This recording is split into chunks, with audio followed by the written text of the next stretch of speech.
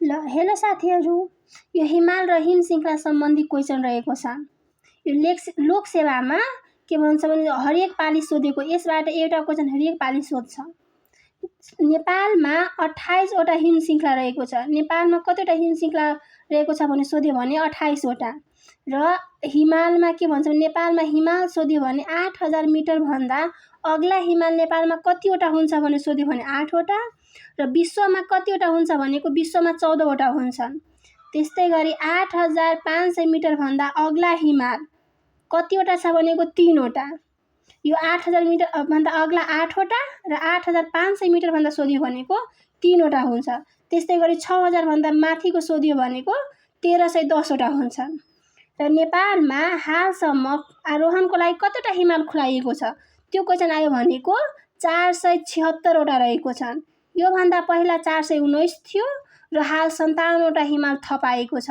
Total कति भयो 476 वटा। र पहिला आरोहण खुलाइएको हिमाल कुन हो सोध्यो। सबैभन्दा पहिला आरोहण गर्नको लागि कुन हिमाल खुलाइएको थियो त अन्नपूर्ण हिमाल खुलाइएको थियो। कहिले भनेको 1949 मा खुलाइएको थियो आरोहण गर्नको लागि। र यो हिमालमा कहिले आरोहण गर्यो व्यक्तिहरूले त 1950 जुन 3 मा आरोहण गरेको हुन्।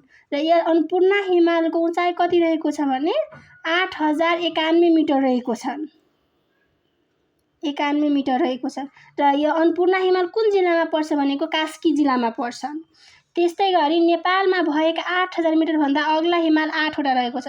जुन कुन हिमाल रहेको छ र कति उचाइ हो र कुन हिम श्रृङ्खला र जिल्ला प्रदेश सबै रहेको छ। अब हेर्नु, सगरमाथा सबैभन्दा माथि हो, त्यो सबैलाई थाहा हुन्छ। 8800 मिटर 8848.86 मिटर यसको उचाइ हो भने अब तलको हिमाल सोध्यो भने क्रममा कसरी लेख्ने त कलम याद गर्ने। कलम भने के गर्नु, कबाट कञ्चनजङ्घा र लबाट लोहोत्से, मबाट मकालु भयो। क्रममा सोध्यो भने यसरी याद गर्ने।